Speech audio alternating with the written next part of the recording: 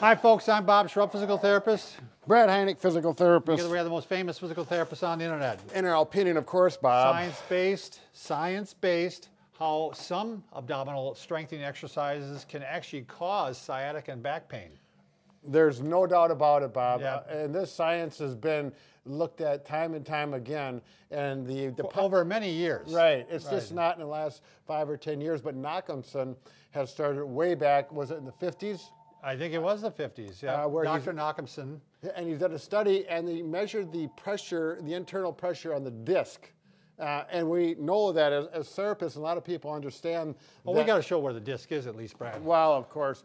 But the disc is, you know, if you get a herniated disc or a bulging disc, it's because pressure in the disc, the fluid in the disc is causing that. It, right. So we really want to be concerned about not creating a lot of pressure in the disc.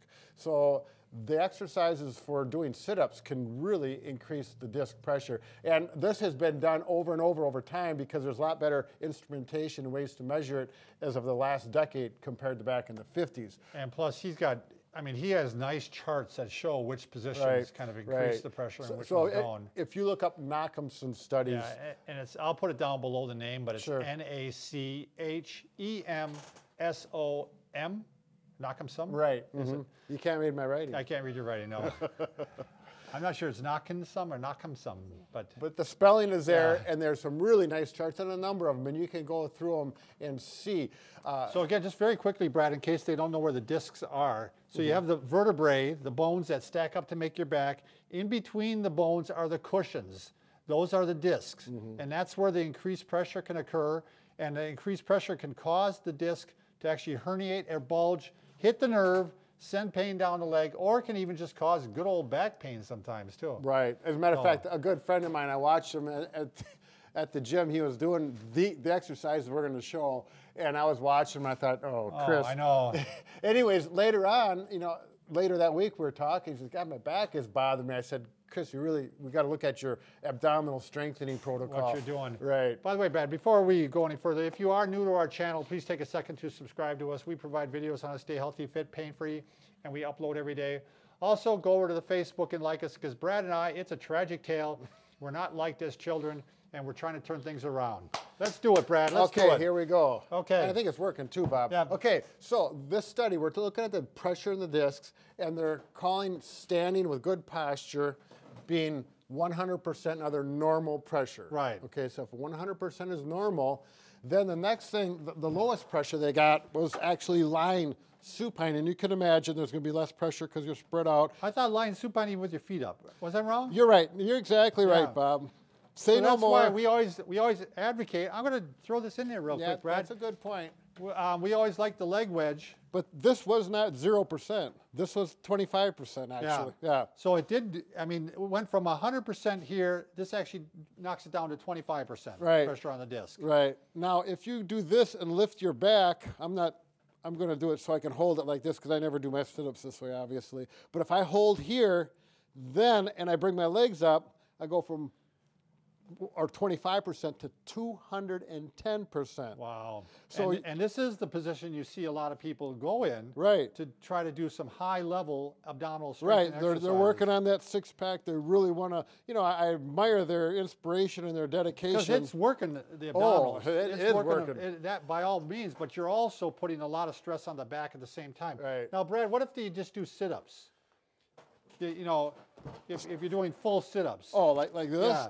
Right. Because that's the same. That's causing increased pressure too. Oh, you're doing you're doing a very similar thing. Right in through here. Here. A lot of stress on the back. That's why they tell you not to do sit-ups. It's bad for your back. But yeah, the worst thing is to have both coming up. Right. Right. And so you get it. I just want to make sure we're clear as mud.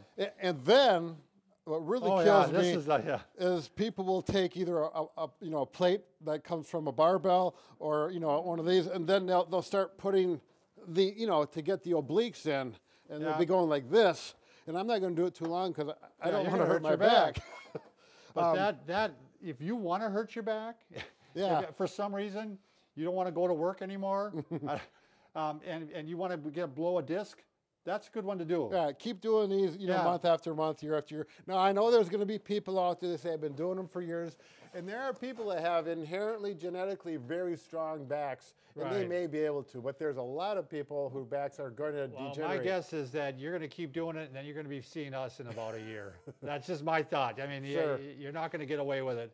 So, Bob, what are we going to do? We just can't say this is the worst thing in the world. We got to give some options. Yeah, let's give some alternatives, Brad. Okay, so what I like to do is keep the spine flat on the back or on the floor as much as possible. Right. Yep. Because when you keep it flat, you're keeping it safe. So we're not going to come up like this to bring the shoulder blades off at all. The shoulder blades will maintain contact.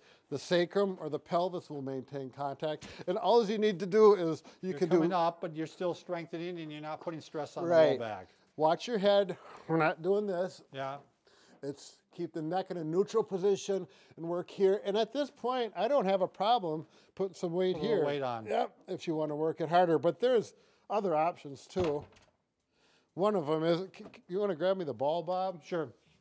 Yeah. Now remember in that position like this, now this is a little higher than we showed before, but this actually will take the stress off the back. So we're down in that near the 25% range. Now this will put a little more stress on the spine, but we're still going to be below standing, and we're just going to go up. And now you're still keeping the back flat. Right. So the stresses are obviously going to be lower. Right. And the abdominals are working quite nicely here, the lower abdominals. And if you want to combine it, even make it more challenging, put them both together. My back stays flat. It feels very comfortable on my back. And I'm working my abdominals, as you can hear my And then I want to do what they did in the first Rocky movie or the second Rocky movie where he's going, boom, oh, yeah, boom. I can take it, Bob. I'm strong like bull.